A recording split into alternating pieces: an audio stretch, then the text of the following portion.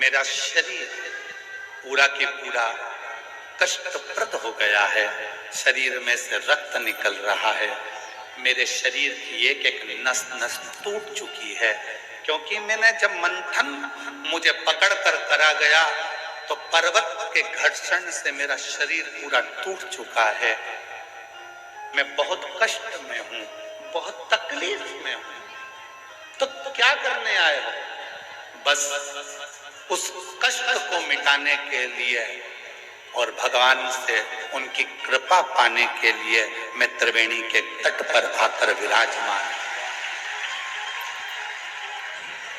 अब कोई तुमसे पूछे क्यों रे भाई, हे प्रयाग वालों, त्रिवेणी के तट पर तुम क्या करने के लिए आए हो, तो तुम्हें नाग वासुकी के वो शब्द याद रखना है कि नाग वासुकी ने कहा कि मेरा शरीर हर जगह से टूट चुका है, बहुत कष्ट में हूँ और मेरे कष्ट को मिटाने के लिए और भगवान की अविरल भक्ति को प्राप्त करने के लिए मैं यहाँ आया हूँ।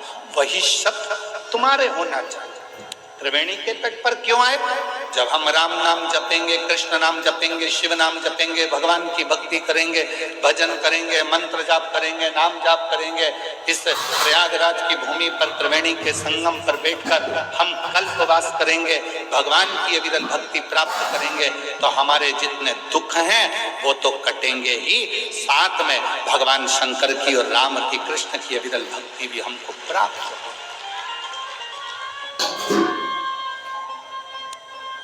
हम क्या करने के लिए?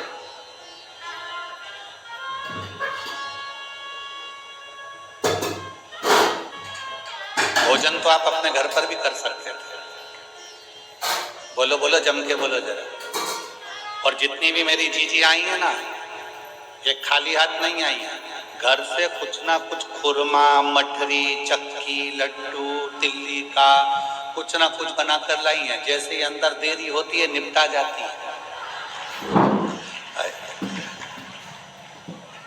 बस अपने भाई को नहीं खिलाती है, बाकी के तो निपटा जाती हो।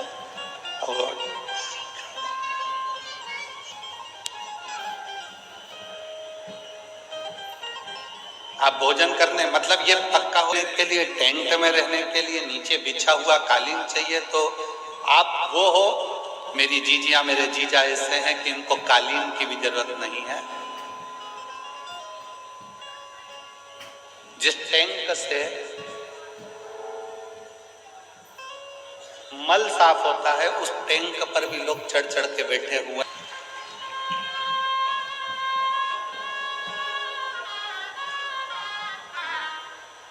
उस पे भी चढ़ के लोग बैठे। फिर पूछा कि कोई अच्छी जगह मिल जाएगी, तो मतलब तुम जानती हो कि शंकर को पाने के लिए जगह नहीं देखी जाती, क्योंकि शिव शमशान में भी निवास करता है और शिव हर कण कण में निवास करता है। तो स्थान की मूलता। कोई तुमसे कह दे, कोई तुमसे कहेंगे तो नहीं, ऐसी कोई बात नहीं है। तुम्हारे घर में रहो, घर में रहकर रोज श्री शिवाय नमस्तुभ्यम का जब जप करना प्रारंभ करोगे तो तुम्हें मंदिर क्या, मेरा भोलेनाथ तुम्हारे घर में आकर तुम्हें दर्शन देना प्रारंभ।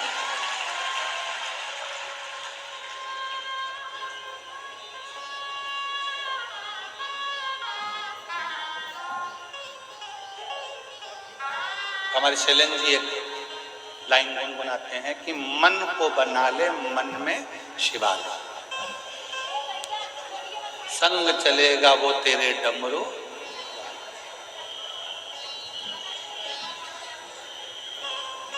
मन को शिवालय बना।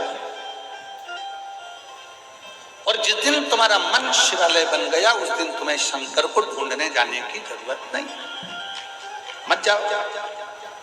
मनोहरा की कथा करिए। उत्तर भारत की भूमि पर शंकर भगवान का एक भक्त मनोहरा ऐसा रहता था शिव महापुराण की कथा कहती है कि वो मनोहरा सुतार का काम करता था, लकड़ी का काम करता था। उसके पास में एक मिट्टी का केवल कलश था, लोटा था, पात्र था, जिससे वो शंकर को रोज गंगा का जल समर्पित करता था। प्रतिदिन रोज गंगा का जल रोज समर्पित करता था प्रतिदिन। एक दिन धर्म पत्नी चिढ़ गई। होता है ऐसा, पति अच्छा रहता है तो पत्नी थोड़ी सी क्रोधी रहती है, और पत्नी अगर अच्छी है तो पति थोड़ा क्रोधी रहता है। भगवान जब भी जोड़ी बनाता है ना तो बड़ा सोच समझ कर बनाता है। देख लो, तुमको यहीं से मतलब नहीं है, तुम तो त्रेता युग से चालू हो जाओ। राम जी के साथ जोड़ी बनी लक्ष्मण जी, भरत जी के साथ जोड़ी बनी शत्रुघ्न जी। ठीक है, जम के तो बोलो, दोनों की जोड़ी बनाई कि राम जी के साथ में जोड़ी बनाकर रखना है, राम लक्ष्मण की, भरत शत्रुघ्न जी की। और नहीं तो राम जी के साथ में राम जी सरल थे तो भरत जी की जोड़ी बन जाती, दोनों एक जैसे हो जाते, सरल सरल। पर नहीं, एक नम्रता वाले के साथ में एक क्रोधी का होना जरूरी है।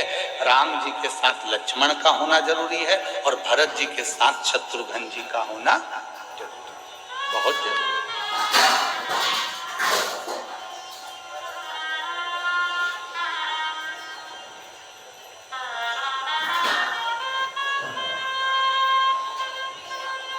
पति गुस्से वाला है, पत्नी थोड़ी सी नम्र।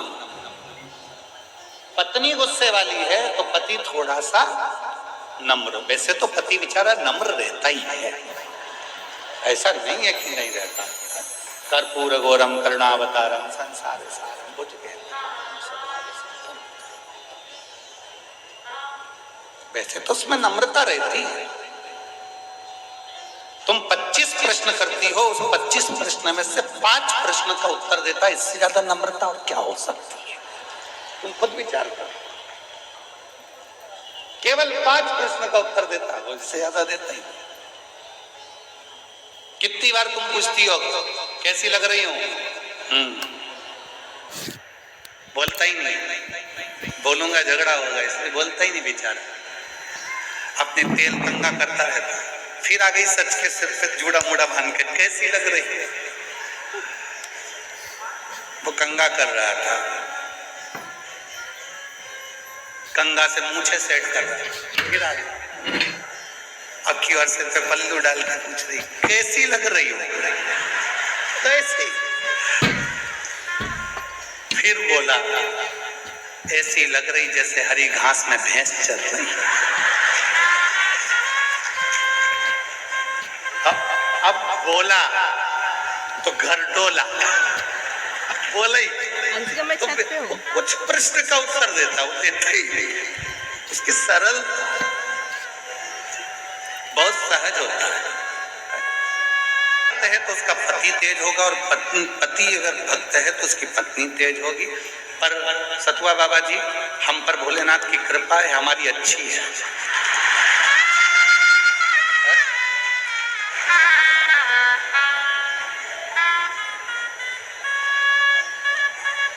अगर वो थोड़ी गड़बड़ होती तो हम तुम्हारे आश्रम में नहीं आ पाते।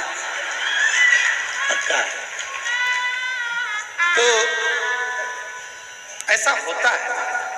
और कोई कोई परिवार ऐसा होता है जितने मेरे कल्पवास कर रहे हैं इस बहुत बाबा की कृपा से। कहीं शिव जी की बड़ी करुणा है, जो ऐसे पति पत्नी है कि दोनों हर अपने टेंट में, पंडाल में भगवत भजन कर कर भगवान की अविरल भक्ति को प्राप्त कर। अविरल। तो मनोहरा की जो पत्नी थी, मनोहरा की जो पत्नी थी,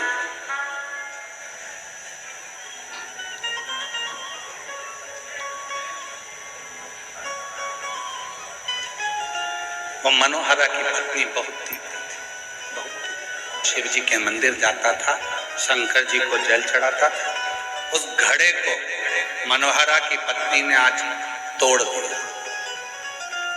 मनोहरा रोता हुआ शिव के मंदिर पहुंचा। शिव के शंकर भगवान के मंदिर में पहुंचकर हाथ जोड़कर कहने लगा कि आज मेरे पास में ना लोटा है, कलश है और ना गंगा का जल है, कुछ भी। और इतनी मेरी सामर्थ्यता नहीं है कि मेरे पास में अलग से मैं कलश को खरीद सकूं या फिर बर्तन ले सकूं जिस बर्तन में मैं गंगा का जल तुम्हारे लिए ला सकूं। रो रहा, आंखों से नीर बह रहा, अश्रु बह रहा। हाँ बाबूजी।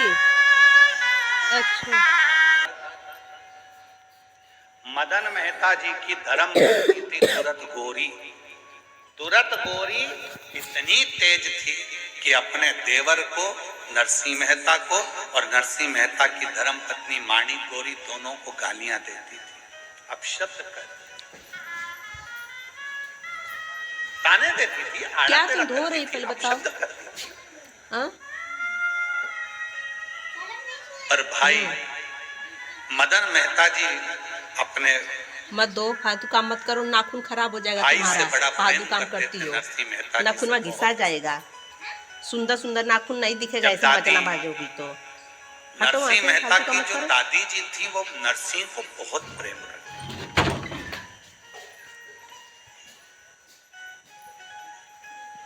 तो माणी गोरी दादी को स्नेह करती थी, प्रणाम करती थी, पर तुरत गोरी कभी दादी को प्रणाम नहीं। प्राण छूट गए दादी के, मर गए। नरसिंह मेहता की पत्नी भी खूब रोई और नरसिंह मेहता की भाभी भी बहुत रोई। पर नरसिंह मेहता की पत्नी जी को समझ में नहीं आया कि मेरी जेठानी दिन रात गाली देती थी दादी सास को, और दादी सास मरने के बाद ये गले चिपक चिपक कर रो रही है, सिर पे इतना लंबा लंबा पल्लू डाल के रो रही है। सास जिंदा थी तो पल्लू रखा यहाँ, और सास मर गई तो पल्लू रखा बिल्कुल छाती तक, और चिपक चिपक कर रो रही है। और थोड़ी देर तक रोई चिपक कर, उसके बाद देवरानी से बोली मैं पानी पी के आई। जब देवरानी रोने के लिए बैठी माणी गोरी, तब उसको समझ में आया कि मेरी जेठानी चिपक कर इसलिए रो रही, में डली थी, उसको दांत से कतर रही थी। जब वो मुर्गी निकल गई, रोते रोते लेकर गई और पानी के मटके में उसको डाल दिया और आकर बोली कि अब दादी जी को लेकर चले जाओ, कब तक रखोगे। रोते रोते उनको लेकर गए।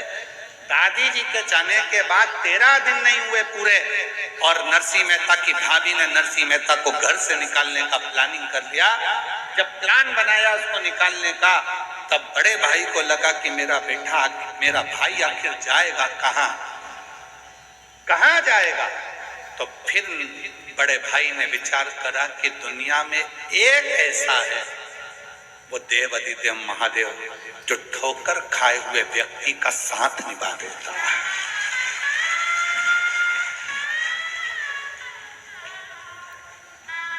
दरबार में भोले बाबा के दुख दर्द मिटाए, दरबार में भोले बाबा दुख दर्द मिटाए, दुनिया के सताए लोग,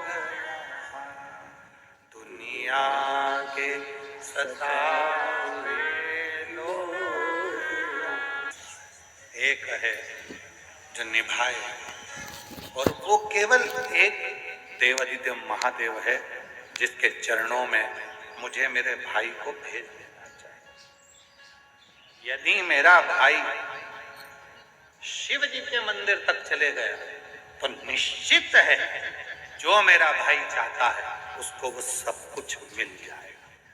जरा स्मरण करिएगा, नरसिंह मेहता का मायरा कब बचा, कब स्मरण हुआ। हजारों सालों का स्मरण कर कर देखिए कि वो नरसिंह मेहता के लिए बड़े भाई ने विचार कर लिया था, यदि ये शंकर के मंदिर तक पहुंच गया तो इसको शिव जी संभाल लेंगे। और हम भी तो वही शिव पुराण में कहते हैं, आप यदि शंकर के मंदिर, शंकर जी तुम्हें संभाल, कोई दूसरा नहीं संभाल सकता, संभालेगा वही।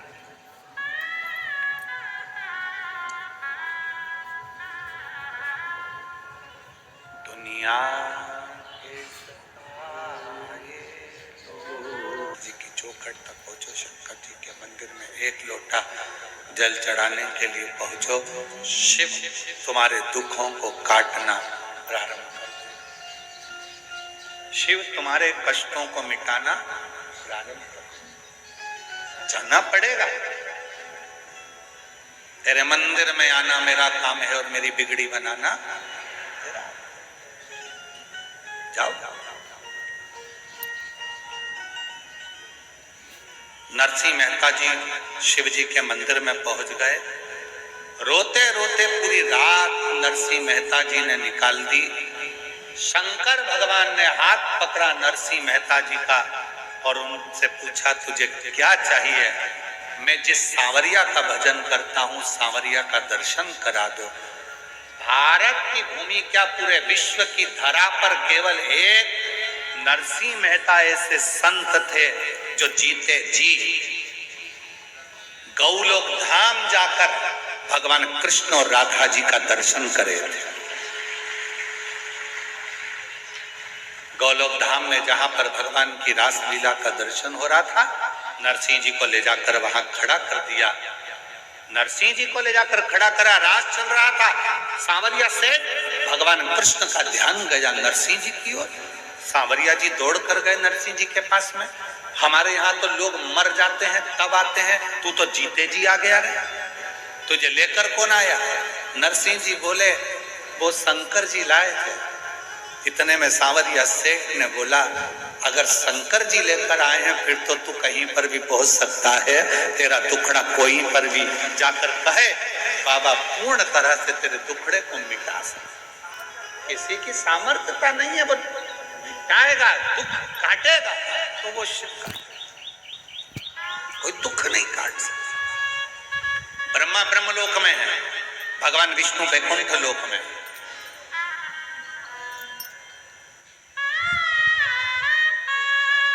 जितने देवता पृथ्वी पर प्रकट हुए सबके जाने की खबर है, सबके जाने का प्रमाण है और सबकी कथा है।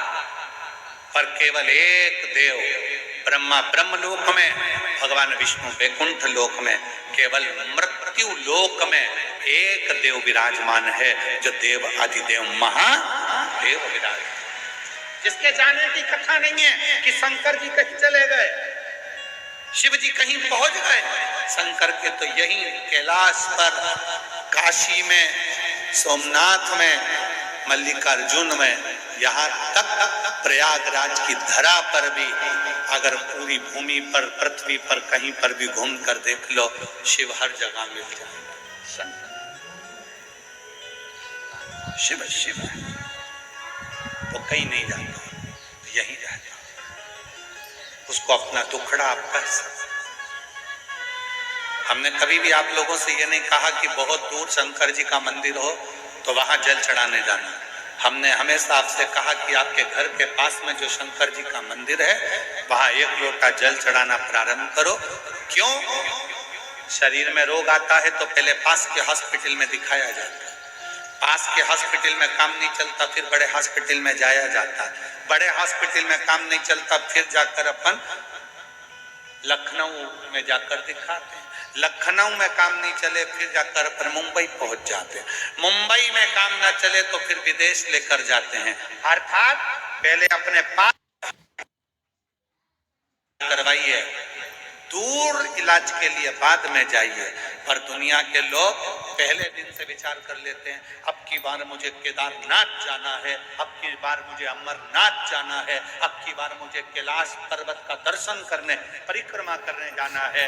हमारा निवेदन है, जो लड़के जो लड़कियां, जो बेटे, जो बेटियां, जो नवयुवक बेटा बेटी कहते हैं मैं अमरनाथ जाऊंगा, अमरनाथ जाऊंगा, अमरनाथ जाऊंगा, पहले उनकी माँ को पूछना चाहिए अपने बेटे से, अपनी बेटी से, तो पास के मंदिर जाता है?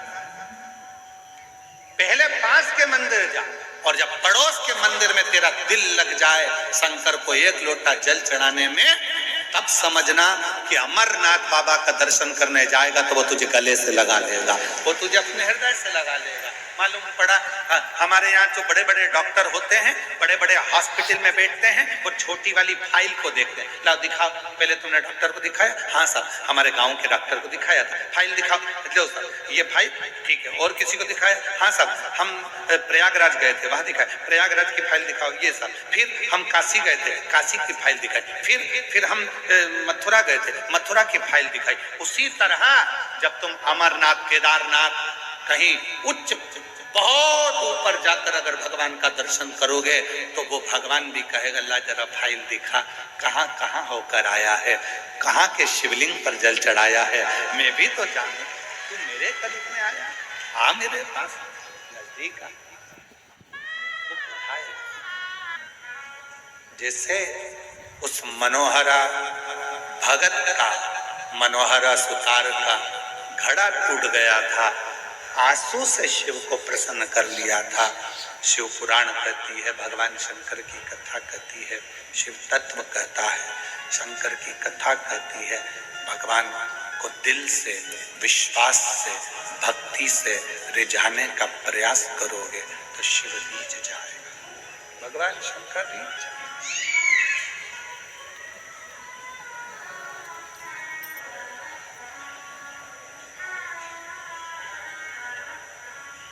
कुछ नहीं है हमारे पास। क्या है तुम्हारा? शरीर भी तो तुम्हारा खुद का नहीं है, माता पिता ने दिया। धन कहते हो तुम्हारा है तो वो भी तुम्हारा को किसी न किसी ने दिया। कुछ भी तुम्हारा नहीं है, केवल एक ये आत्मा जो परमात्मा ने खुद ने दी है। इसलिए शिव जी कहते हैं कि मुझे ये वस्तुओं से रिझाने का प्रयास मत करना, मुझे अगर रिझाना तो तेरे मन से। जिस दिन तू मुझे अपने हृदय से एक लोटा जल चढ़ाएगा, दिल मुझ में लगा लेगा, समझ लेना उस दिन में तेरा हो गया और तू मेरा हो गया। जितने तेरे दुख हैं, जितनी तेरी तकलीफ है, जितने तेरे कष्ट हैं, जितनी तेरी बीमारी है, जितने तेरे तकलीफें हैं, वो सब मेरी होगी, तेरा कुछ भी नहीं। फिर किसी ने कहा पानी में इतना दम होता है कि एक लोटा जल, पानी में इतना दम होता है क्या कि जल चढ़ाया और जल चढ़ाते से ही शिव जी हमारे दुख काटना प्रारंभ कर देते हैं। पानी में कितना दम होता है, संकल्प करते समय तुम्हारे हाथ में कुछ हो ना हो, चावल नहीं होगा चलेगा, फूल नहीं होगा चलेगा, पर संकल्प करते समय तुम्हारे हाथ में जल का होना जरूरी है। हर हर संकल्प करते समय तुम्हारे हाथ में जल का होना जरूरी है। कन्या दान करते समय तुम्हारे हाथ में कुछ भी ना हो, सोने की रकम, चांदी की रकम कुछ भी ना हो चलेगा, पर तुम्हारे हाथ में जल का होना, जब वो जल डाला जाता है तब कन्यादान माना जाता है, जल का होना जरूरी है। उसी तरह जब पिंड किया जाता है, तर्पण किया जाता है, तिलांजलि दी जाती है, उसमें जल का होना जरूरी है। उसी तरह जैसे पितरों को रिझाने के लिए जल, प्रकृति को रिझाने के लिए जल, उसी तरह शिव महापुराण की कथा कहती है अपने दुख को मिटाने के लिए भी एक लोटा जल का होना बहुत जरूरी है। एक लोटे जल का होना बहुत जरूरी। वो जल हमारे जीवन का कल बदल दे। जल चढ़ाने वाला एक दिन सेठ जरूर बने, तो सेठ बना कर रख, बस वो तुम नियम से एक लोटा, एक पत्र है, अच्छा है।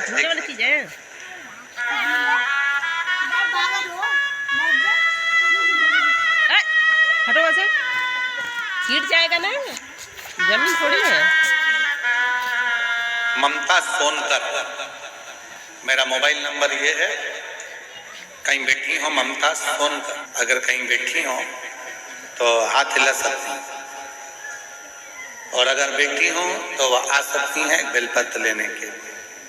कहीं बैठी हो तो हाथ हिलाए, और अगर आई हो तो एक बेलपत्र लेने के लिए आ सकती। मेरा नाम ममता सोनकर है। मैं 2757 सेक्टर 8 जानकीपुरम लखनऊ की निवासी, जानकीपुरम लखनऊ से आई। गुरुजी, मैं ममता सोनकर कावड़ भरने 2024 में सीहोर गई थी। कंकर शंकर की पूजन करी, पंडाल में बैठकर कथा श्रवण करी। मैं बताना चाहूंगी गुरुदेव, मेरा पुत्र हर्षवर्धन जो नीट का एग्जाम कई सालों से दे रहा था और उसका नीट क्लियर नहीं हो रहा, तब मैंने अपने बेटे से कहा कि तू एक बार शिव महापुराण की कथा पंडाल में बैठकर श्रवण कर, तू देख बाबा कैसे कृपा करता। और मेरा बेटा शिव महापुराण की कथा को यही प्रयागराज की धरा पर सुनने के लिए पूर्व में आया, और बाबा की ऐसी कृपा हो गई कि आज बाबा ने मेरे बेटे को नीट एग्जाम क्लियर करा दिया। वो MBBS की पढ़ाई कर रहा है और आज मेरा बेटा डॉक्टर बनने जा रहा है। मैं बाबा को यहाँ प्रणाम करने के थोड़ा समय लग सकता लगे, वो फल जरूर देगा। तुमने जो एक लोटा जल समर्पित करा, तुमने जो एक लोटा जल चढ़ाया, तुमने जो एक लोटा जल समर्पित करा है, तुमने जो एक लोटा जल चढ़ाया है, उसका फल तुमको मिलेगा।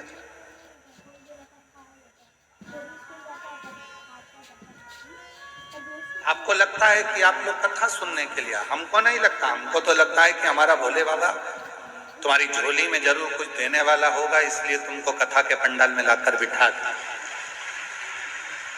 आता ही नहीं, बुलाता ही नहीं। जिसको नहीं बुलाना होता है मेरे भोले बाबा को, तो इस पुल से उस पुल, उस पुल से उस पुल, उस पुल से उस पुल घुमाता रहता है, और 4 बजे कथा पूरी हो जाती है, तब वो आकर बैठता। क्यों? कथा थी, हो गई, हो गई। महाराज जी, बाबा जी, आज कोई कह रहे थे, कोई पुलिस वाले भैया करने लगे पूरा मेला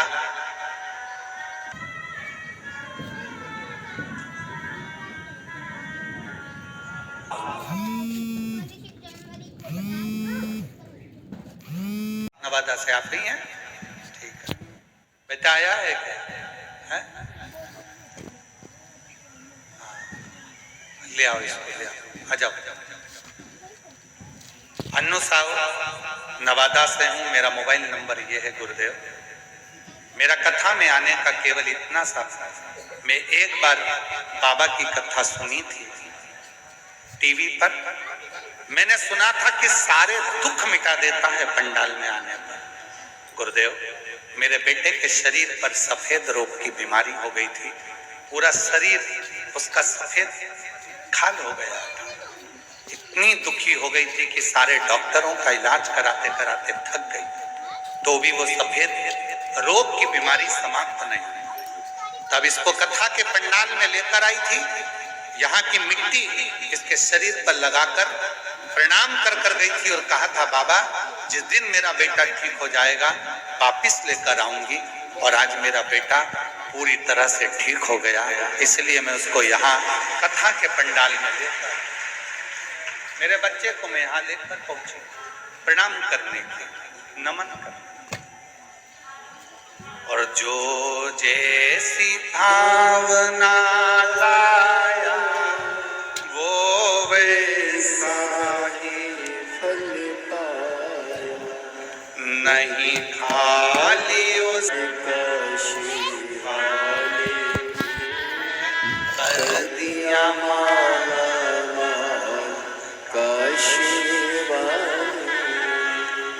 तुम जिस भावना से, जिस विचार से, जिस सोच से, जिस मन से शिव को रिझाते, शिव आपको स्वीकार कौन ना करे। ब्रह्मा जी शिव जी को समझ नहीं पाए, स्वयं ब्रह्मदेव शंकर भगवान को नहीं समझ पाए। स्वयं ब्रह्मा, कई लोग कहते हैं ब्रह्मा जी तो सृष्टि का निर्माण करने वाले, सृष्टि को रचने वाले, सृष्टि को निर्माण करने वाले, सृष्टि को बनाने वाले, और ब्रह्मा जी नहीं समझ पाए। ब्रह्मा जी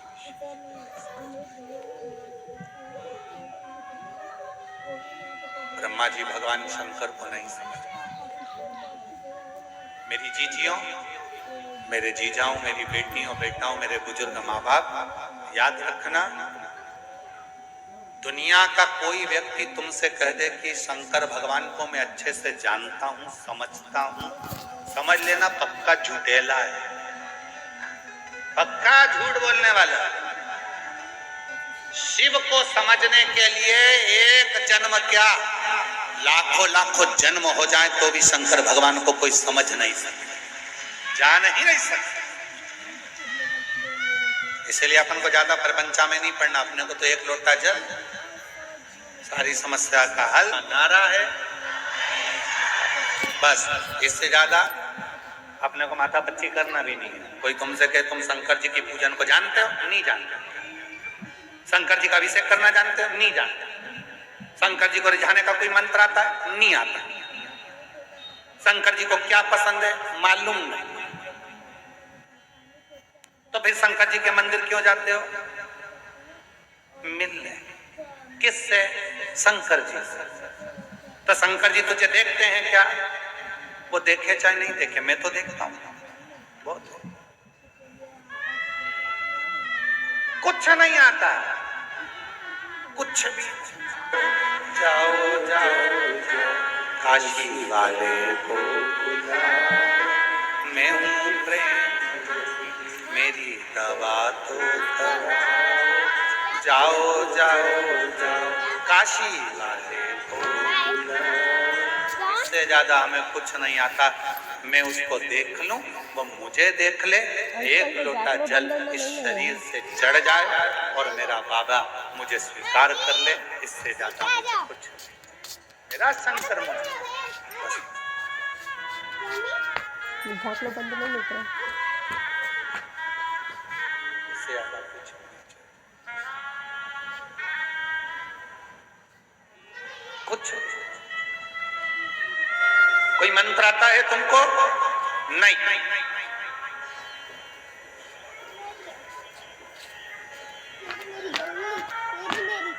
एक बार हम चित्रकूट घूमने के लिए गए थे महाराज, चित्रकूट घूमने के लिए, चित्रकूट दर्शन के लिए गए थे और कांतानाथ जी की परिक्रमा करने के लिए गए थे। तब किसी ने हमसे एक प्रश्न करा था, तुम्हें संस्कृत का श्लोक आता है? हमने हाथ जोड़कर कह दिया महाराज जी हमको कछु नहीं आता। फिर पूछा तुम्हें ये आता है? नहीं महाराज जी हमको ये भी नहीं आता। फिर तुमको ये आता है? हमको ये भी नहीं आता। फिर तुमको क्या आता है? तो हमने कहा श्री शिवाय नमस्तुभ्यं, श्री शिवाय नमस्तुभ्यं, श्री शिवाय नमस्तुभ्यं, श्री शिवाय नमस्तुभ्यं।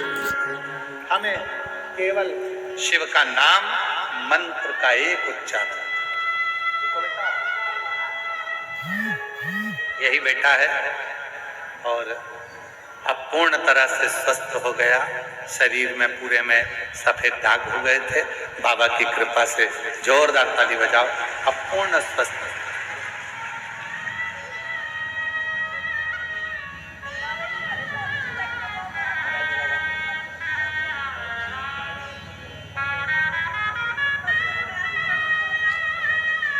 रोते नहीं बेटा, आंसू पोंछ के जाओ, खुश हो। अब तो तुम्हारे दोनों काम हो गए, बेटा भी ठीक हो गया, नौकरी भी लग गया, बाबा कराए। जाओ क्या देख रही? कुछ दिखी नहीं। कोडिंग करते हैं जी, देखते कुछ नहीं। दिखा नहीं। बेटे के शरीर पूरा के देख पूरा नहीं रही, सफेद पड़ कोडिंग रहा कर था, रहे ना, कथा चमड़ी पूरी कथा थी। रिकॉर्डिंग करते हैं। बाबा से विनय करने आई थी, बाबा की मिट्टी को नमन कर प्रणाम कर कथा सुनी, साथ में बाबा को नमन कर कर चली गई। आज फिर पत्र लेकर आई है अपने पति और बेटे के साथ।